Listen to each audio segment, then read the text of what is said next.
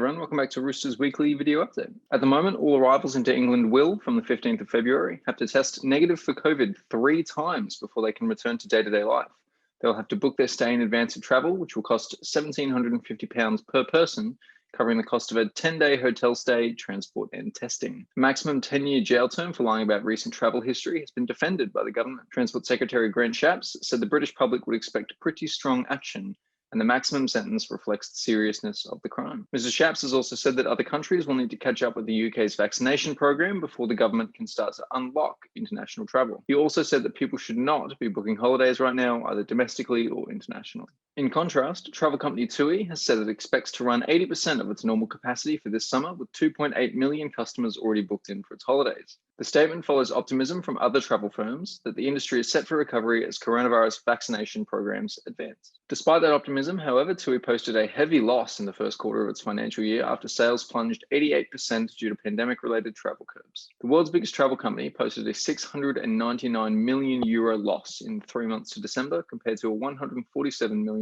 loss during the same period last year. Jet2.com and Jet2 Holidays have extended their flight and holiday cancellations through to mid-April. All flights and holidays due to depart up to and on April 14 are off, the airline and operator confirmed on the 9th of February. Visit Florida is reporting an uptick in the number of bookings for multi-generational families to the US state as it continues to market holiday spots outside city hubs. Speaking at the virtual Florida Huddle, the state's annual travel trade show, President and Chief Executive Dana Young said we're seeing more multi-generational trips being booked. Britons could return for summer holidays in Greece from May using a quarantine passport if reports today prove accurate. The tourism-reliant country is reportedly prepared to waive quarantine rules for tourists who can prove that they've been inoculated against COVID-19. And airline pilots have backed the concept of a vaccine passport after the government was reported to be working on the option to enable these summer holidays to Greece. The British Airline Pilots Association believes the UK's apparent vaccine success could rescue this year's holiday season and allow people to get away. Over in social, Facebook is looking to reduce the amount of political content that you see in the news feeds in an effort to salve the political disunity in its user base.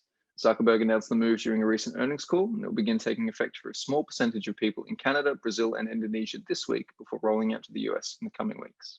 Information about COVID-19 from authoritative sources like local health organizations and the World Health Organization will be exempt. Social Network is also looking to build its own version of new audio platform Clubhouse, just 6 days after Zuckerberg joined the platform and dove into a room to chat with a few hundred strangers. It's no surprise that Facebook, both as a company and as a platform, is keen to ape its competitors' features, so keep an eye out for what it eventually becomes.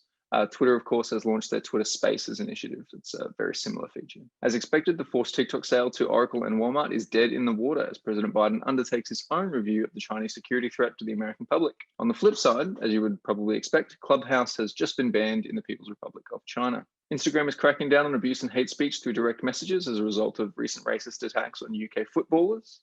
The new move will see bans handed out for abusive private messages, a domain the app's not really previously monitored. And related, Instagram's also updated the algorithm to punish Reels with the TikTok logo in them.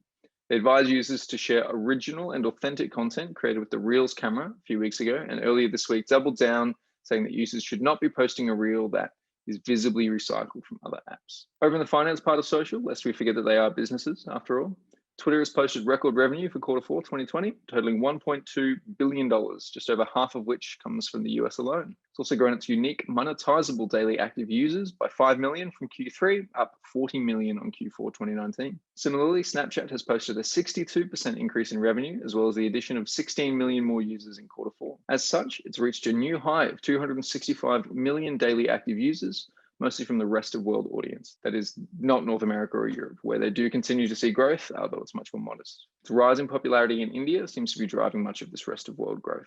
And Pinterest has also risen to 459 million users globally, with a strong revenue result of $706 million for quarter 4, an increase of 76% on Q4 19. The US growth remains steady, but if they're looking to scale further into the future, they will need the support of international advertisers to help push the average revenue per user figure much higher outside of the 52 United States. And with e-commerce arguably largely responsible for the growth across social lately, Shopify is expanding its Shop Pay one-click payment process to Facebook and Instagram shops that are connected through the Shopify backend. Falling unfamiliar, Shop Pay pre-populates customers' details and helps them get through checkout lightning fast. Now, that's available even when you're shopping in-app. That's all from us this week. Don't forget you can read the rest of the article on the website at the link, and stay tuned next week.